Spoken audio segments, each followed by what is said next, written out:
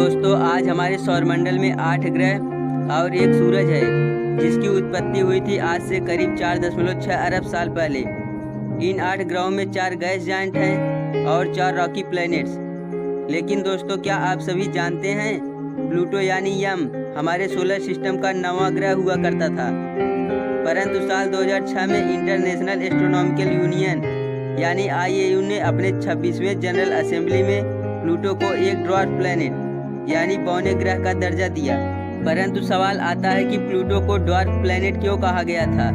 क्या प्लूटो अब नहीं रहा या फिर आज भी प्लूटो अस्तित्व में है? आज जानेंगे प्लूटो की कहानी को, इसलिए वीडियो को पूरा जरूर देखिएगा।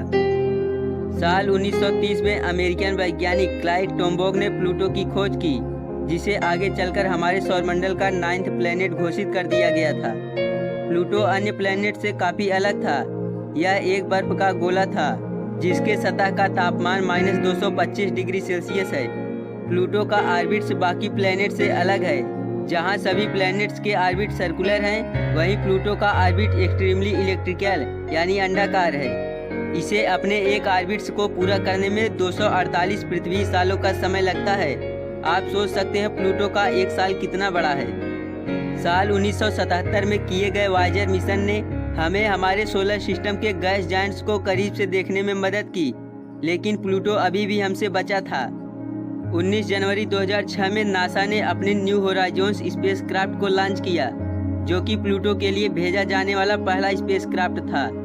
9 साल 5 महीने की यात्रा करने के बाद 15 जनवरी 2015 को न्यू होराइजन्स आखिरकार अपने मंजिल प्लूटो तक पहुंचने में कामयाब हो गया। लेकिन प्लूटो न्यू होराइजन्स की आखिरी मंजिल नहीं थी, बल्कि इसे इसके बाद क्यूपर बेल्ट की ओर जाना था, जिस वजह से हमारे पास ज़्यादा समय नहीं था प्लूटो की स्टडी के लिए। लेकिन फिर भी इतने कम समय में न्यू होराइजन्स ने हमें प्लूटो की काफ़ी सारी जानकारी प्रदान कराई, जिससे हमें प्लूटो को और बेहतर जानने में मदद मिली। लेकिन क्या आप जानते हैं वो व्यक्ति जिन्होंने प्लूटो की खोज की थी, उन्हीं का कुछ अंश साल 2015 में प्लूटो तक भेजा गया। ये वाकई में एक बहुत बड़ा सम्मान है उनके लिए जिन्होंने इन सब को मुमकिन बनाया था।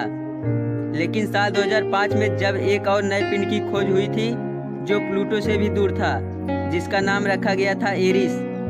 इसने इंटरनेशनल एस्ट्रोनॉमिकल यूनियन को प्लैनेट्स के डिफिनीशन को दोबारा से डिफाइन करने को मजबूर किया। और फिर 2006 के 26वें जनरल असेंबली में इन्होंने किसी पिंड को प्लैनेट्स कहलाने के लिए नए रूल्स लागू कर दिए, जो कि कुछ इस प्रकार थे। कोई भी पिंड प्लैनेट तभी कहलाएगा, पहला, जब वो सूरज का चक्कर लगाता हो। दूसरा, उसके पास इतना मैस हो कि वो खुद को लगभग गोलाकार शेप में बनाए रख सके। ये दोनों रूल्स प्लूटो फॉलो करता है। लेकिन तीसरा, जो कि एक नया रूल था, कि प्लैनेट्स अपने ऑर्बिट्स के आसपास को साफ रखे, यानी इसके आसपास जो पिंड मौजूद हैं या तो इसके चक्कर लगाएं या फिर इससे टकराकर इससे जुड़ जाएं। यही वो तीसरा रूल था जिसे प्लूटो फॉलो नहीं कर पाया और इस वजह से उसे एक नए श्रेणी में डाल दिया गया। अब से प्लूटो एक ड्वार्फ प्लैनेट यानी बौना ग्रह घोषित कर दिया गया।